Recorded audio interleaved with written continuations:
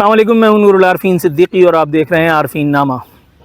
اس frame کو دیکھ کر کے آپ کو واضح طور پہ سمجھ آ رہا ہوگا کہ اس وقت جو موسم ہے وہ اتنا الحمدللہ ثم الحمدللہ خوبصورت ہے کہ دل ربا ہے،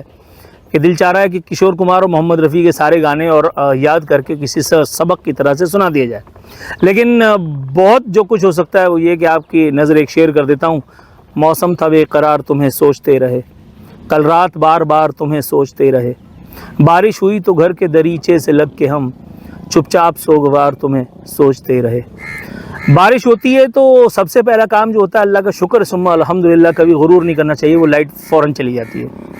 اس کے بعد قبل اس کے کہ آپ بارش کو انجوائے کرنے کی اداکاری کر ہی پائیں، آپ کی پوری جو توانائیاں ہوتی ہیں وہ صرف ہوتی ہیں بارش میں لائٹ کے انتظار پہ۔ یہ ہے پاکستان میں خوبصورت بارش۔ اس کے بعد اگر آپ کو کہیں ہریالی دیکھنے کو نظر آئے، جیسا کہ آپ کو اس فریم میں بھی کبھی کبھی کیا لے بیٹا بات کر لوں تو جیسا کہ آپ کو اس فریم میں کہیں کہیں تبرکن جو ہے وہ ہریالی نظر آ رہی ہوگی، بس یہی کراچی والوں کی زندگی کا حال بھی ہے کہ جہاں کبھی آپ کو تھوڑا سا ایک نخلستان مل جایا کرتے اور اسی نخلستان کے بل پر آپ اپنی پوری زندگی گزارنے کی کوشش فرماتے ہیں۔ اگر ایام نوجوانی میں جھانکیں تب واقعی اس موسم کا مزہ صحیح معنوں میں آیا کرتا تھا،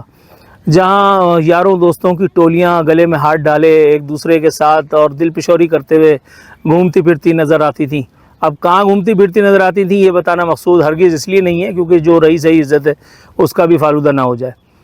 کرکٹ کھیلنا اس موسم میں ایک بڑا زبردست قسم کا شغل ہوا کرتا تھا، مشغلہ ہوا کرتا تھا، اور کرکٹ کھیلتے ہوئے اگر کوئی سلپ ہی ہو جائے تو پھر تو اس کا کام ہی ہو جایا کرتا تھا کہ جیسے ابھی میں ریکارڈنگ کرنے آ رہا تھا تو ایک بچے کو میں نے اپنی بائیسیکل سے سلپ ہوتے اور پھر اس کو روتے پیٹتے دیکھا۔ ساتھ ساتھ وہ جو ہوا کے ہلکے ہلکے جھونکے اس وقت چل رہے ہوتے ہیں، اگر ہم یاد کریں اپنی یادداشتوں پہ تھوڑا سا زور دیں تو اس وقت انسان کی وہ تمام تر تخلیقی صلاحیتیں بریکٹ میں اگر تو اللہ تعالیٰ نے اس کو دی ہیں وہ اچانک سے بیدار ہو جاتی ہیں۔ اس وقت آپ کوئی اچھا شعر کہہ سکتے ہیں، اس وقت آپ کوئی اچھی نعت جو ہے وہ کہہ سکتے ہیں، اگر تو اللہ رب العزت نے آپ کے اندر یہ ہنر رکھا ہے۔ ابھی جب میں آ رہا تھا تو میرا بیٹا ایک بہت ہی خوبصورت سی جو ہے وہ پینٹنگ بنا رہا تھا، اللہ نے چاہا تو انشاءاللہ تعالیٰ اگلے ایپیسوڈ میں دوبارہ وہ فریم بھی آپ سے شیئر کروں گا۔ یہاں اس ایپیسوڈ کا مقصد اور کچھ بھی نہیں، بس موسم کی مہربانیوں پر کچھ اللہ رب العزت کی نوازشات پر اس کا شکر ادا کرنا ہے، یاد کرنا ہے ماضی کے دریچوں میں جا کر کے کہ ان موسموں میں اس موسم میں کیا کیا کرتے تھے۔ اس موسم میں مجھے اچھی طرح سے یاد ہے، میں اپنی ذاتی اگر بات کروں تو ان لوگوں کو دیکھ کر کے میں کر کے اور اپنا حسرت نکالا کرتا تھا جو بیچارے اس موسم میں نوکری کرنے جایا کرتے تھے، اور میں کہتا تھا یار تم لوگ کون لوگ ہو، کیونکہ اس وقت ہمیں زندگی کا پتہ نہیں تھا۔ لیکن جب آگے گئے تو اس طرح کی نہ جانے کتنی ساعتیں کتنے پل قربان کرنے پڑے خود ہم کو بھی، اور اس کے بعد پھر یہ سفر یہاں تک پہنچا ہے۔ موسم اچھا ابھی تو ہے لیکن پیشن گوئی ہے کہ بارش ہونے والی ہے۔ کراچی میں کہا گیا ہے کہ خدا نخواستہ شاید اربن فلڈنگ جو ہے وہ ہو جائے۔ ابھی میں تھوڑی دیر پہلے ایک صاحب کا بیان پڑھ رہا تھا، انہوں نے کہا ہے کہ ہم شاہراہوں پہ پھنسنے والے لوگوں کو پانی اور بسکٹ جو ہے وہ آفر کریں گے۔ تو میری آپ سے التماس دردمندانہ اپیل یہ ہے کہ یہ چائے بسکٹ کے چکر میں اپنی زندگی کا قورمہ بنانے کی کوشش بالکل مت کیجیے گا۔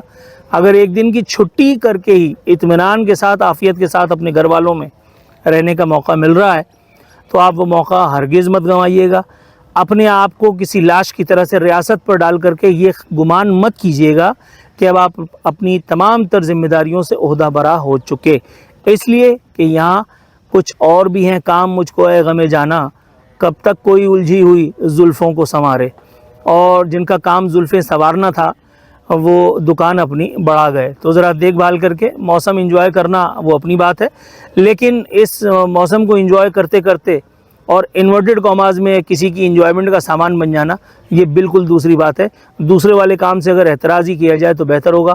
میرا خیال ہے کہ اتنا بہت ہے، اپنا بہت خیال رکھیے گا۔ اللہ نے چاہا تو پھر کسی کڑکتی ہوئی چمکتی ہوئی دھوپ والے دن آپ سے ملاقات ہوگی۔ فی امان اللہ۔